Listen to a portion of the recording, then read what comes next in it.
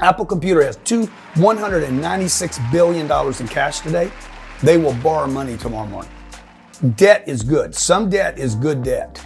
And there's not a wealthy company on this planet, not one wealthy company on the planet Earth that is cash free, that does not use debt. I don't want to get out of debt. I want to create wealth. And the way to create wealth is through debt. And the debt is cheap. The debt is under 3%. I pay interest only. I don't even pay the mortgage down. So basically what I'm doing is prepaying my mortgage.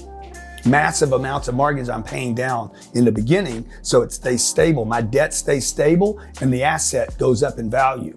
So like a house, you see the problem with a house, and you shouldn't even have this comparison or conversation, because if I buy a house for, let's say the average house is about $240,000 in America, and I put 5% down, you're probably over leveraged right there. Why would they give me that loan? And the house doesn't provide any income. I want to check every month. I don't want to check every quarter. I want to check every month. I don't want to check 10 years from now. Dude, I want that paper back today.